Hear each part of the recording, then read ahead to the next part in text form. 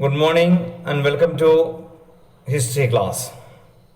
Dear students, today we are going to continue from the topic non-cooperation movement. Why non-cooperation?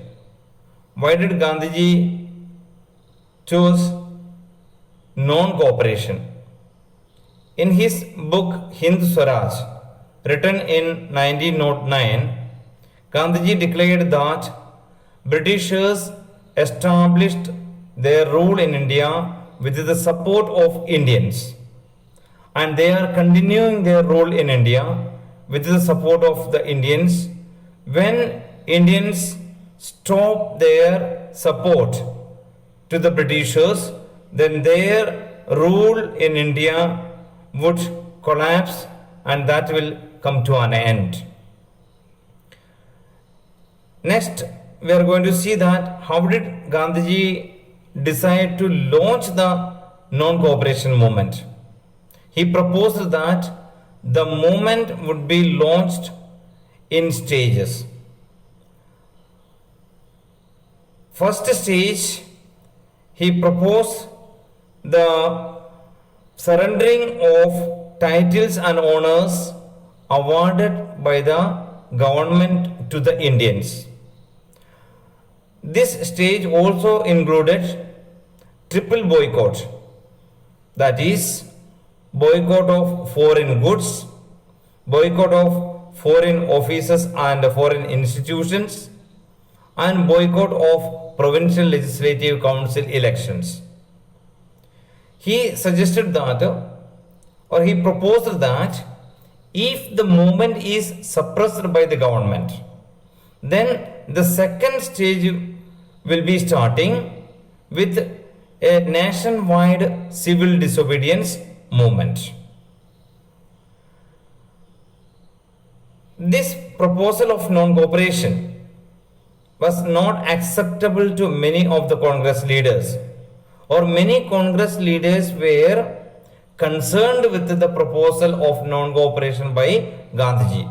Why many Congress leaders were unhappy, or why they were concerned with the proposal of non-cooperation by Gandhiji?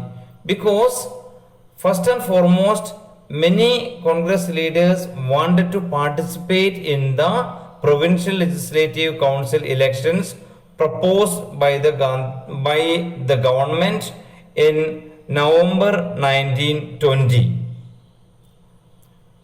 So, as a part of the non-cooperation movement, Gandhiji declared that we are going to boycott the provincial legislative council election. So, many of the Congress leaders were unhappy with this decision. That is why, one reason why they were unhappy or why they were concerned with Gandhiji's proposal of non-cooperation movement. Second reason was that many felt that, or many feared that the movement might lead to popular violence.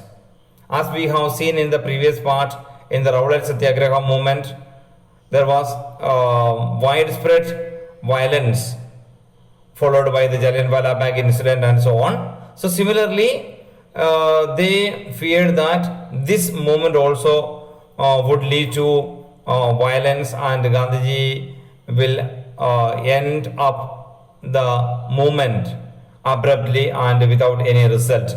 So these were the two major reasons why many were concerned with. Finally, in the Nagpur session of the Congress held in December 1920, there was a negotiation between the Congress leaders who were in support of Gandhiji and who were against Gandhiji, and finally decided to launch the non-cooperation movement. And non-cooperation movement in support of Khilafat movement was started in January 1921. That is because Gandhiji, why he proposed the non-cooperation, two reasons were there. One is that to support the Khilafat movement and to attain Swaraj. So both non-cooperation Khilafat movements started in January 1921. And who all participated in the movement, who all participated in the non-cooperation movement. Mainly 4 groups participated in the non-cooperation movement. 4 groups. The first we can see that educated middle class group. Then second one we can see that the farmers and peasants in the rural areas. Third, tribals in the tribal regions. Fourth, the plantation workers. These were the 4 groups who participated in the non-cooperation movement.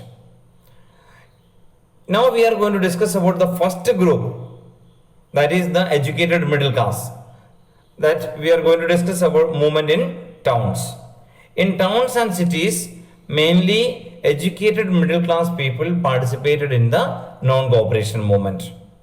Thousands of students boycotted the schools and they left government controlled schools, colleges and universities.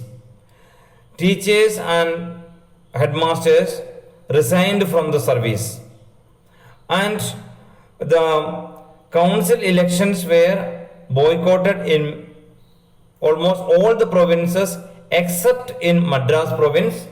In Madras province, Justice Party participated in the election. It was a non-Brahmin party, so they felt that in the absence of other major parties like International Congress, Muslim League and all, if they participate in the election, they will be able to come to power, or they will get some seats in the provincial legislative council and they can be a part of the provincial legislative council. That is why in Madras province, only in Madras province, Justice Party participated in the provincial legislative council. Other than that, in all the provinces, provincial legislative council election was boycotted by major political parties as decided by Gandhiji and the Congress. And now the second one we are going to discuss, that we can say that the effects of non-cooperation movement in the economic front. The effects of non-cooperation movement in the economic front were more dramatic. Foreign goods were boycotted, liquor shops were picketed, and foreign cloth burnt in huge bonfires. The import of foreign goods declined. Just it became half of 1921 and 1921-22 comparing to the previous years. And the value dropped from rupees 102 crore to rupees 57 crores. And in many places, merchants and traders refused to trade foreign goods, and the bankers refused to finance for foreign trade. As a result of this, as the foreign goods were boycotted, the Indian cotton textile industry, especially handloom industry, got promotion and the production increased. Next, we are going to discuss about the slowing down of the non-cooperation movement in towns and cities. This non-cooperation movement did not last long in towns and cities. There were many reasons why it declined in towns and cities.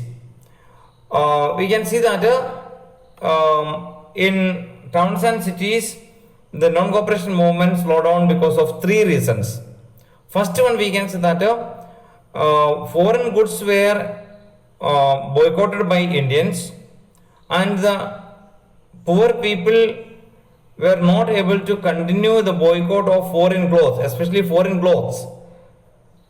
Because foreign clothes were comparatively cheaper than the handmade clothes of India or the khadi clothes.